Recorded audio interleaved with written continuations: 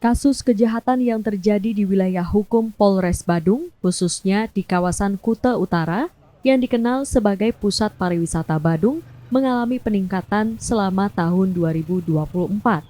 Sabtu siang, Kapolres Badung AKBP Teguh Priyowasono mengungkapkan sejumlah kasus dengan tren yang cukup meningkat, yakni kasus penganiayaan sebanyak 68 kasus dan kasus pengeroyokan sebanyak 26 kasus.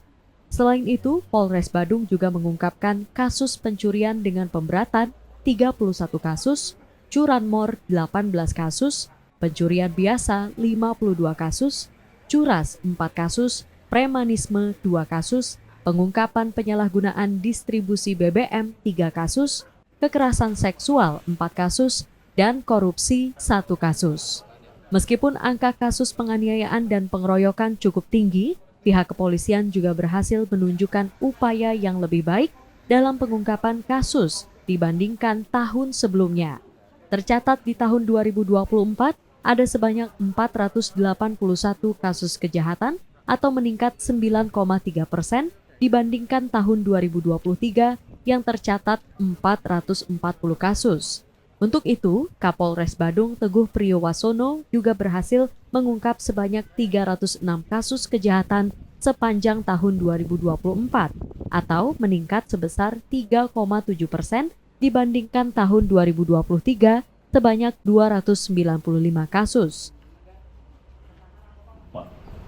Untuk ungkap kasus diantaranya adalah kasus pencurian dengan pemberatan ini sebanyak 31 kasus, curas 4 kasus, curanmor 18 kasus, penganiayaan 68, kemudian penganiayaan secara bersama-sama atau pengeroyokan ini 26 kasus, korupsi dan ini 1 kasus yang berhasil kita ungkap.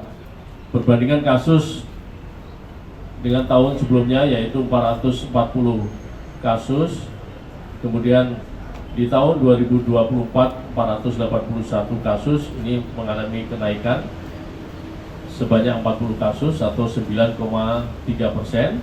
Untuk crime clearance mengalami peningkatan dari tahun 2023 sebanyak 295 kasus menjadi 306 kasus, sehingga kalau di persentase ini 3,7%. Dari pengungkapan kasus tersebut, kepolisian juga menangkap 299 tersangka yang terdiri dari 267 laki-laki dan 32 perempuan.